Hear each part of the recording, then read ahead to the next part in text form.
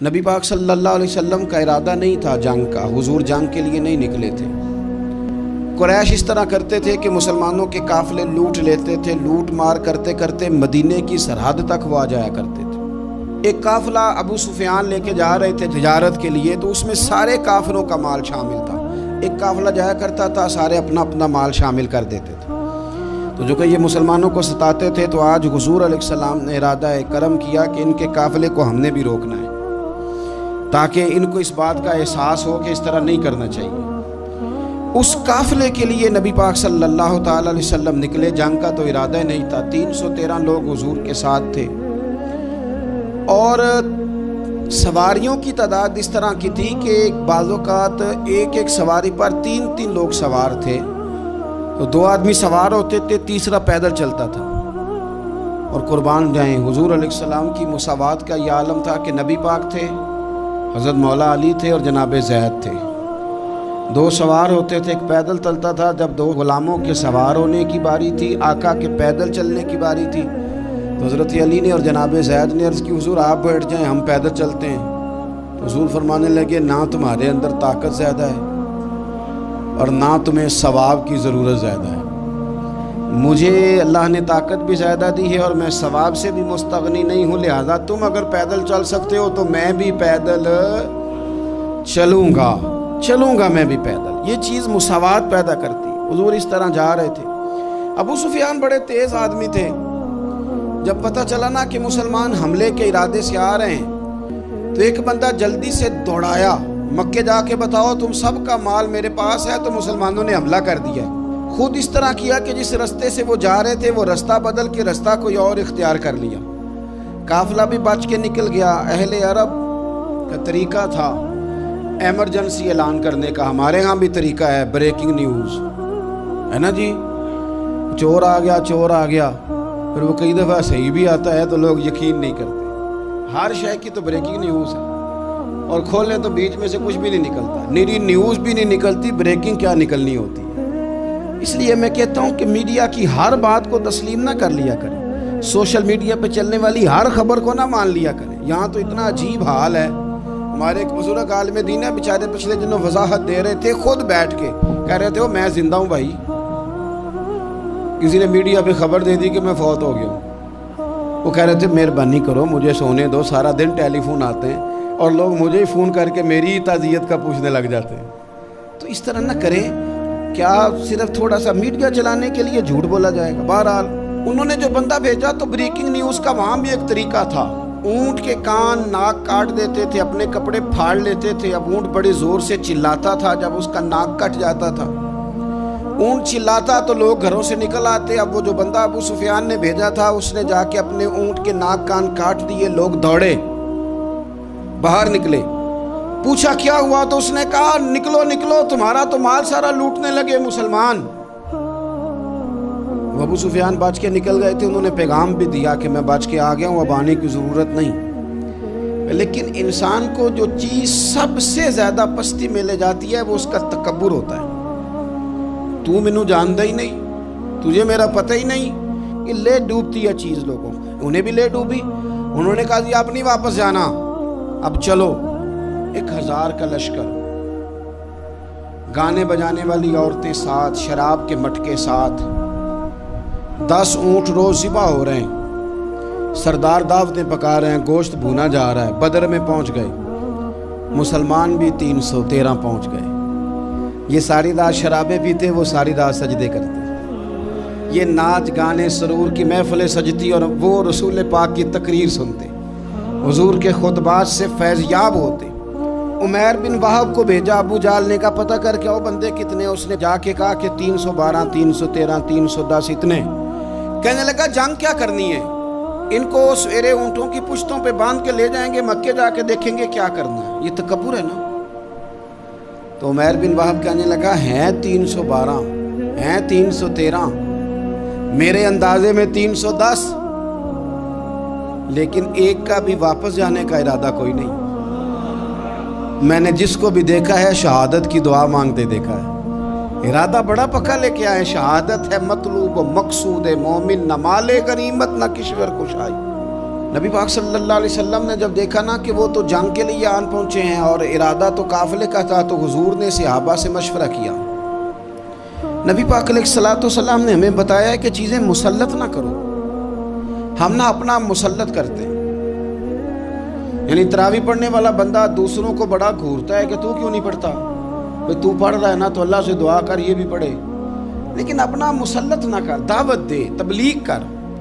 نفل پڑھنے والا سب کو گناہگار ہی سمجھنے لگ جاتا ہے. عصر کی پہلی 4 سنتے تو کیوں نہیں پڑھتا، تو کیوں. بھئی آپ مسلط کریں گے، آپ رائے دیں اور رائے دے کے سائڈ پہ ہو جائیں. مسلط کرنے کی تو اجازت نہیں. حضور کا تو حکم چل سکتا ہے نا، چلتا ہے نا.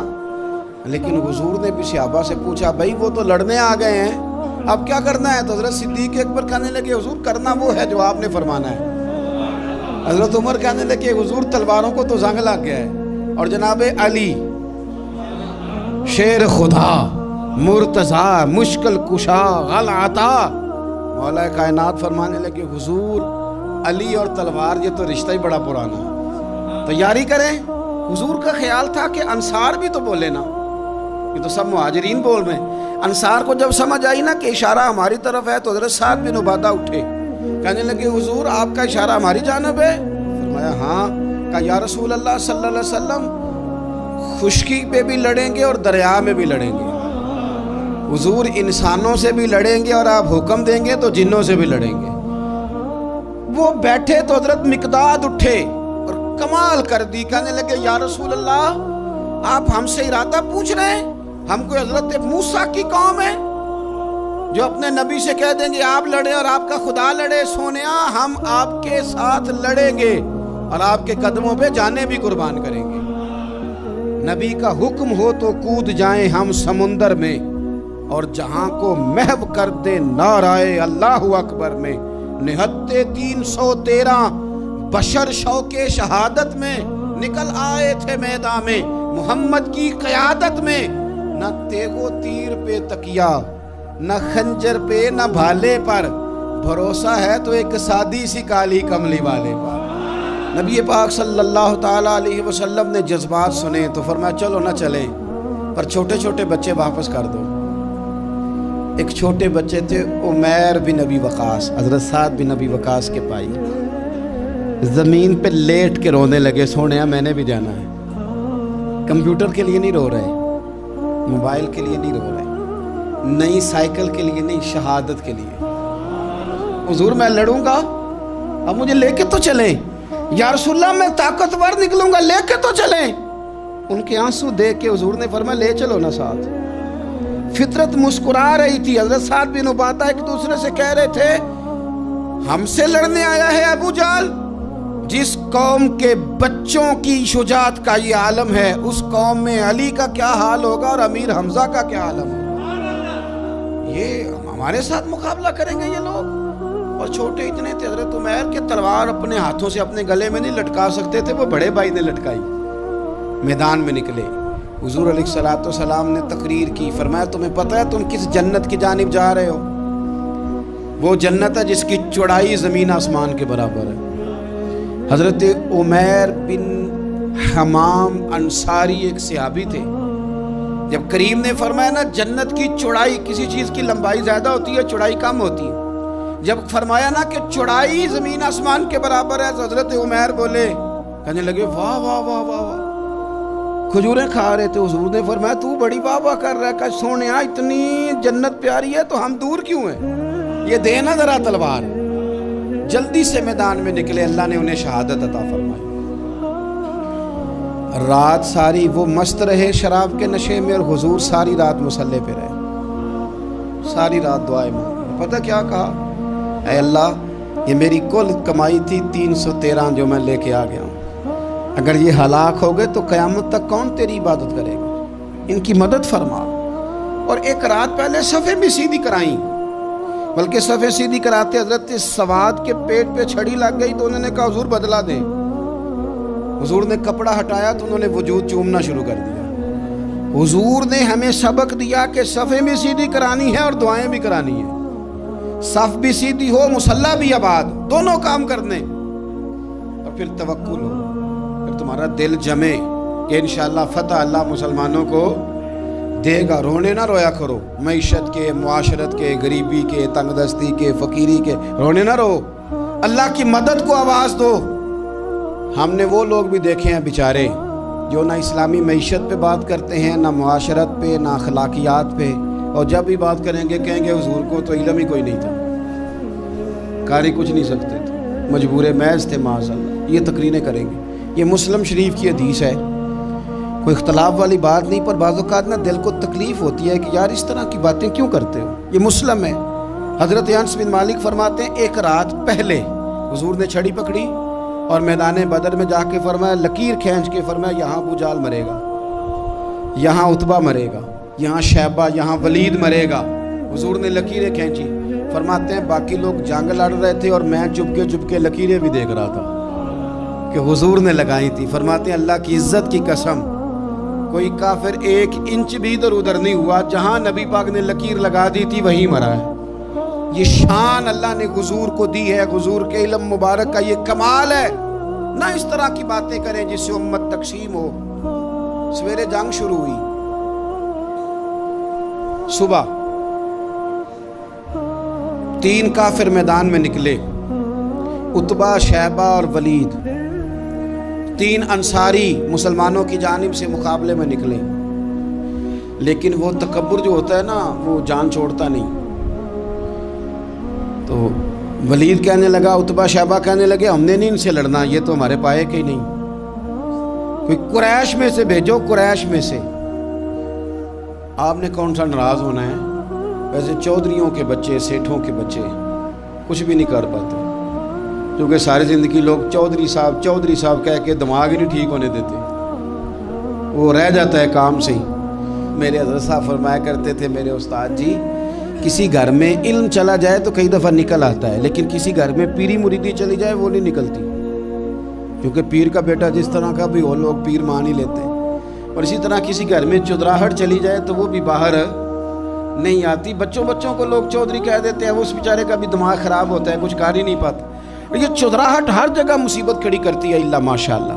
वलीद कहने लगा हमने नहीं लड़ना, ये हमारे पाए के बंदे पे जो अंसारियों से लड़े। तो फितरत मुस्कुरा के कह रही थी, लगता है तुम्हारा जल्दी मरने का इरादा है। ठीक है, फिर नबी करीम ने फरमाया ठीक हो गया, चलो। अबू उबादा बिन जर्राह उठे, हज़रत उबैदा उठे। हुजूर ने फरमाया अब अल्लाह का शेर अमीर हमजा उठे, हज़रत अमीर हमजा उठे। तीसरे नंबर पे हुजूर ने फरमाया या अली युकुम, अली उठ ना जार, जरा निकलना मैदान में। दीवारें हिलती रहती हैं और दर कांप जाता है, अली का नाम सुन के अब भी खैबर कांप जाता है। हज़रत अली शेर खुदा रज़ी अल्लाह ताला अन्हु, मौला कायनात उठे, हज़रत अमीर हमजा उठे, हज़रत उबैदा उठे। उतबा के मुकाबले में गए, हज़रत अमीर हमजा कत्ल किया अपने दुश्मन को। शैबा के मुकाबले में गए हज़रत उबैदा, लेकिन हज़रत उबैदा बूढ़े थे, उसने उन पे हमला किया, उनका पैर काट दिया। हज़रत अली निकले वलीद के मुकाबले में, 2 ही ज़रबे लगाई, वलीद का सर काट के हज़रत उबैदा की मदद को भी पहुंच गए हज़रत अली, उसको भी कत्ल किया। फिर हज़रत उबैदा को अपने कंधों पे उठाया, नबी पाक की बारगाह में लाए।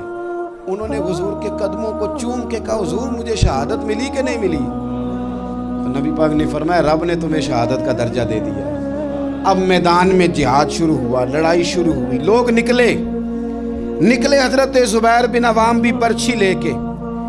एक काफिर निकला, आस उसका नाम था, वो सारा लोहे का लिबास पहन के आ गया, सिर्फ आंखें नजर आ रही, बड़े मुसलमानों को जख्मी कर रहा था, कैसे लड़े उसके खिलाफ। तो हज़रत ज़ुबैर बिन अवाम के हाथ में बर्छी थी, बस आंखें नजर, इतनी जोर से अल्लाह अकबर कह के बर्छी मारी ना कि उसका आपने गला ही काट के रख दिया, हर चीज उसके दिमाग से बाहर निकल आई, जमीन पे तड़पा। वो बर्छी इतनी पसंद आई नबी पाक को। हुजूर को सिर्फ तस्बीह पसंद नहीं आती, बर्छी भी पसंद आती है। हुजूर को सिर्फ तिलावत वाला मोमिन नहीं, जिहाद वाला भी पसंद आता है। असल पता मसला क्या है कि मुसलमान ना एक चीज़ देते हैं फिर उसी का शिकार और दूसरी को छोड़ देते हैं। दीन हमा पहलू है, आप सजदे की बात भी करें, जिहाद की भी करें, दोनों दीन है। और ये याद रखें कि इसी से मुसलमान मजबूत होता है। हुजूर को बर्छी इतनी पसंद आई कि आपको बुखारी में मिलेगा, नबी पाक ने बर्छी लेके बतौर यादगार के अपने पास रख ली। پھر وہ برچی حضرت صدیق اکبر کے پاس رہی، پھر وہ برچی حضرت عمر کے پاس رہی، پھر حضرت عثمان کے پاس رہی، پھر مولا علی کے پاس رہی۔ میں ان لوگوں کو کیا کہوں جنہوں نے مکے مدینے میں نبی پاک کی یادیں مٹا دی ہیں۔ سونے نے تو صحابہ کی یادگار تلواریں بھی سنبھال کے رکھی، اور تم نے حضور نے جس کنویں سے پانی پیا تھا وہ کنواں ختم کر دیا، تم نے جہاں حضور نے غسل کیا تھا وہ جگہ ختم کر دی۔ کیا بات کرتے ہو صاحب، وہ جگہیں تو ہمارے لیے چومنے کے لائق تھی اور آنے والی نسل کو وہاں عقیدت کے پھول برسانے تھے۔ تم نے کیا سلوک کیا؟ جنگ آگے بڑھی، تلواریں چمکی، 2 چھوٹے بچے۔ او نوجوانوں، خدا را واپس لوٹو اپنے دین کی طرف، 2 چھوٹے بچے، اور یہ اس طرح کے لفظ ہیں، مجھے کیا لینے دو وہ دیسی تھے، مجھے کیا لینے دو پینڈو تھے۔ وہ 2 بچے آ کے حضرت عبد الرحمن ابن عوف سے پوچھتے ہیں، کہتے ہیں چاچا جی ابو جہل کدھر ہے؟ یہ لفظ ہیں حدیث میں، چاچا جی، چاچو کدھر ہے ابو جہل؟ تو کہتے ہیں میں نے ہاسکی کا پتر، تم نے کیا کہنا ہے؟ تو چھوٹے والے کو باتیں بھی صحیح نہیں کرنے آتی تھی، کہنے لگا چاچا اسے مارنا ہے۔ کہا کیوں مارنا ہے؟ کہا اس لیے کہ ہم نے سنا ہے وہ ہمارے نبی کو برا کہتا ہے معاذ اللہ۔ کہا تم اگر نام مار سکے تو چھوٹا کہہ رہا ہے، کہتا نام مار سکے تو مریں گے تو صحیح نا حضور کے نام پہ۔ حفیظ جلندری کہتے ہیں وہ کہہ رہا تھا مریں گے یا ماریں گے اس ناری کو، سنا ہے گالیاں دیتا ہے وہ محبوب باری کو، معاذ اللہ حضور کو برا کہتا ہے۔ میدان میں آئے دونوں، زور زور سے تلواریں ماری، گھوڑے سے گرا لیا ابو جہل کو۔ حضرت معاذ جو تھے بڑے والے، ان کا بازو کٹ گیا، تھوڑا سا گوشت سا لٹک رہا تھا۔ یہ نرم و نازک بچے ہمارے، یہ میدانوں میں کام کریں گے، جن کو تھکاوٹ ہوتی ہے، جو پیناڈال کی گولی کھا کے سوتے ہیں رات کو، بازو لٹک رہا تھا۔ حضرت معاذ نے اس پر اپنا پیر رکھا، جھٹکا دے کے اتار دیا۔ حضرت عبداللہ ابن مسعود کو کہا، انہوں نے گردن کاٹ دی ابو جہل کی۔ دونوں تلواریں لے کے حضور کے پاس گئے۔ چھوٹا کہتا ہے حضور میں نے مارا ہے، بڑا کہتا ہے حضور میں نے مارا، کہتا ہے نہیں تو پیچھے تھا میں نے مارا ہے۔ وہ کہتے ہیں نہیں تو بعد میں آیا تھا میں نے مارا ہے۔ فرمایا تلواریں دکھاؤ نا۔ جب تلواریں دکھائیں تو حضور فرمانے لگے تم دونوں نہیں مارا ہے، برابر کا ثواب ہے۔ جس کا بازو کٹا تھا کریم رسول نے فرمایا ادھر لا نا بازو، وہ بازو لائے، حضور نے اسی جگہ رکھ کے نا دوبارہ لعاب دہن لگایا۔ حضرت معاذ حضرت عثمان غنی کے زمانے تک موجود رہے۔ فرماتے ہیں کٹنے سے پہلے طاقت کم تھی، جب حضور نے جوڑا ہے تو طاقت پہلے سے زیادہ ہو گئی ہے، پہلے سے زیادہ ہو گئی ہے طاقت۔ کہتے ہیں کہ نبی پاک سید عالم صلی اللہ علیہ وسلم کی خدمت میں حضرت عکاش آئے، کہنے لگے سونیا میرے جذبات کنٹرول میں نہیں آ رہے، میں ان بے ایمانوں کے گلے کاٹوں گا، پر میرے پاس تلوار ہی کوئی نہیں، کوئی تلوار ہو تو ماروں نا۔ ایک درخت کی جڑ تھی، ٹہنی تھی، حضور نے یوں کر کے کھینچی، فرمایا یہ لینا تلوار۔ کہتے ہیں وہ حضور کے ہاتھوں میں ٹہنی تھی، میرے ہاتھوں میں آتی گئی اور تلوار بنتی گئی۔ پھر اس سے کافر کاٹے حضور کے معجزات، 5000 فرشتہ بھیجا اللہ نے جنگ بدر میں۔ کتنے؟ یہ میں نے بات اس لیے بیان کی ہے کہ اقبال نے ایک مشورہ دیا، کہتے ہیں تو فضائے بدر تو پیدا کر، فرشتے تیری نصرت کو اتر سکتے ہیں گردوں سے، کتار اندر کتار اب بھی۔ اقبال کیوں ایسا کہہ رہا ہے؟ تو اقبال کہتے ہیں اس لیے کہ آج بھی ہو اگر ابراہیم کا ایمان پیدا تو آگ کر سکتی ہے انداز گلستاں پیدا۔ 5000 فرشتہ آیا۔ مجھے تو لگتا ہے فرشتوں نے بھی دعا کی تھی کہ یا اللہ ہم تیرے نبی کی قیادت میں لڑنا چاہتے ہیں۔ فرشتے آئے، سپر پاور تھی روما، بڑی طاقتور سمجھتی تھی، ایران، روم، یہ کیسر و کسرا، بڑی طاقتیں تھیں۔ عرب کے لوگ تو بوریا نشین تھے، صحراؤں میں نکل کے انہوں نے الٹ پلٹ کے نہیں رکھ دی سارا کچھ۔ علامہ اقبال سے کسی نے پوچھا تھا کہ مسلمان دوبارہ سے کبھی میدانوں میں آئیں گے؟ تو اقبال کہنے لگے ہاں ہاں ضرور آئیں گے، آئیں گے، یہ نکلیں گے۔ کیا کس طرح؟ کہنے لگے میں نے فرشتوں سے سنا ہے، نکل کے صحرا سے جس نے روما کی سلطنت کو الٹ دیا تھا، نکل کے صحرا سے، قدسی کہتے ہیں فرشتوں کو، اقبال کہتے ہیں رات وہ باتیں کر رہے تھے میں نے سنا ہے کہ نکل کے صحرا سے جس نے روما کی سلطنت کو الٹ دیا تھا، سنا ہے میں نے یہ قدسیوں سے کہ وہ شیر پھر ہوشیار ہوگا، وہ جاگے گا، وہ بیدار ہوگا، یہ قدسیوں سے سنا ہے میں نے، وہ آئے گا میدانوں میں۔